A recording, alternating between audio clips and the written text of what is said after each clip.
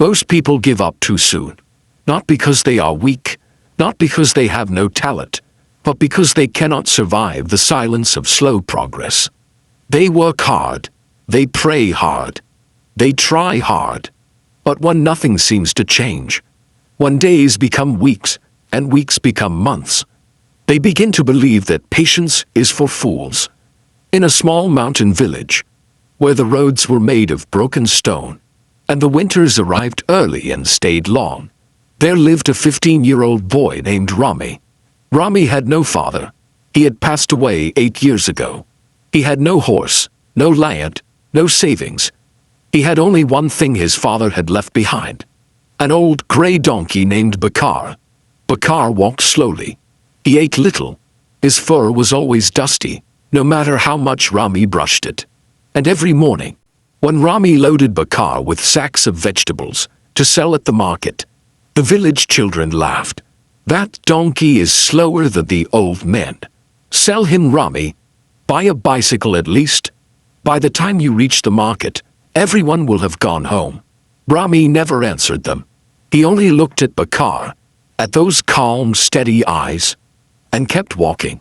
His mother watched from the doorway every morning. One night, she sat beside him and said softly, "Rami, do you know what your father always said about Bakar?" Rami shook his head. He said, "No horse looks powerful, but a donkey is patient. And in this world, patience outlasts power every time." She held his hand. "That is the power of patience, my son. It does not look impressive, but it never runs out." Every morning before sunrise, Rami and Bakar left for the market. The journey was 3 hours each way. The road was rocky, the weather was harsh, and farmers with horses always arrived earlier, always got the best spots, the best prices, the most customers.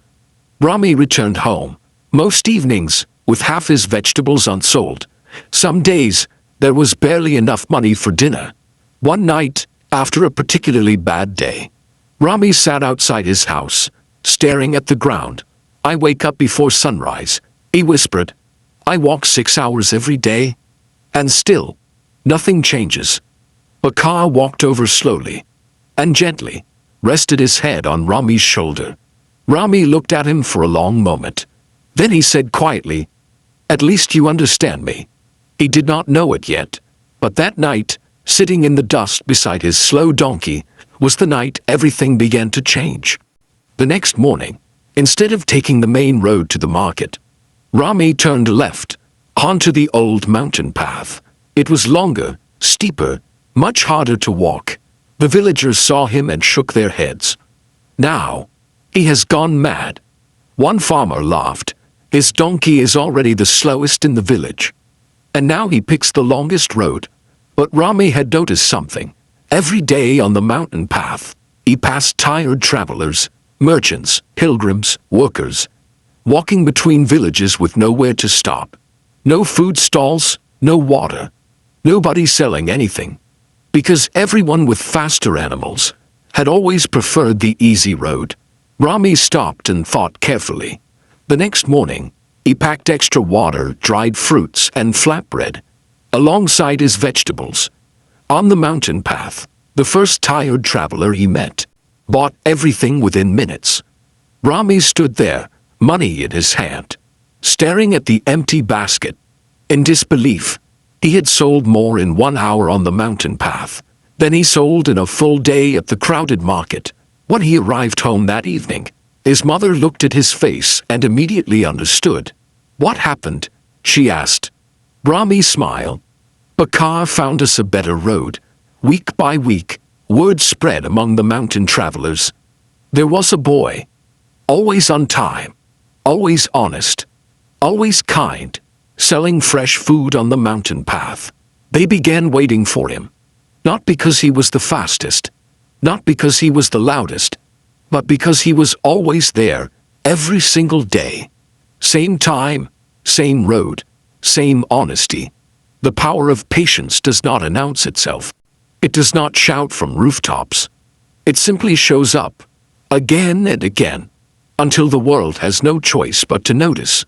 Months passed.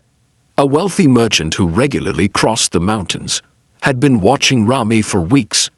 One afternoon, he saw Rami stop walking in the middle of his own journey to help an elderly traveler whose load had fallen on the rocky path.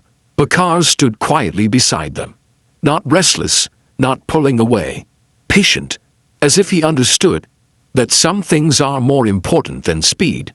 The merchant watched for a long time. Then he walked over. "Young man," he said, "I have been crossing these mountains for 20 years. I have hired many carriers, fast men with strong horses. Most of them quit when the road became difficult." He looked at Bakar. "But you come every day without fail, in every season. And your donkey stands still while you help a stranger." He paused. "I need someone to carry my goods through these mountains every week. The road is hard. The pay is good. Most people refuse. Will you do it?" Rami looked at Bakar.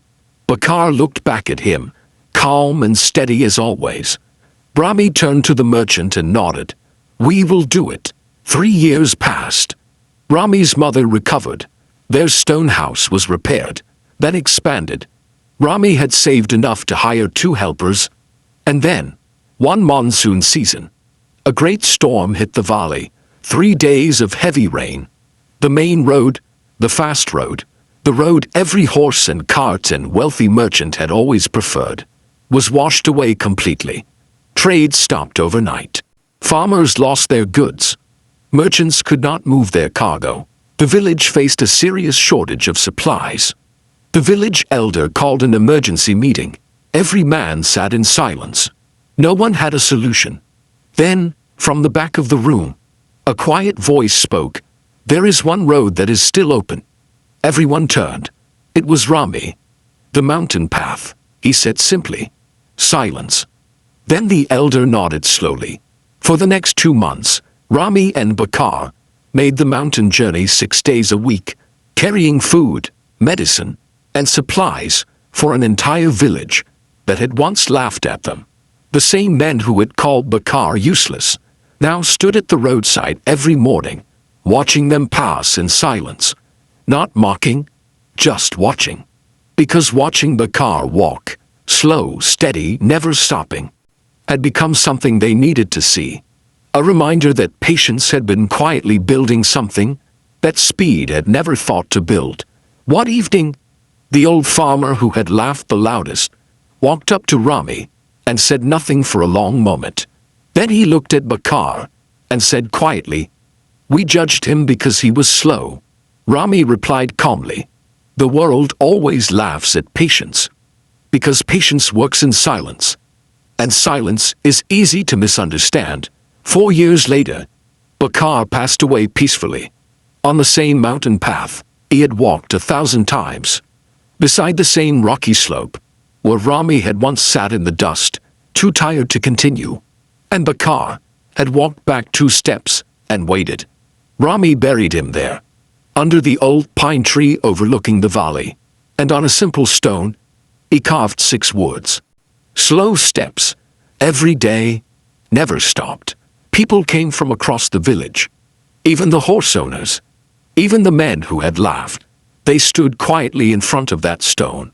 Because there was nothing left to say that the stone had not already said. And that is the power of patience. Not the patience of someone sitting still and waiting for life to improve, but the patience of someone who keeps moving. Slowly, quietly, without applause. Even when the road is icy, even when the load is heavy, even when no one believes the destination exists.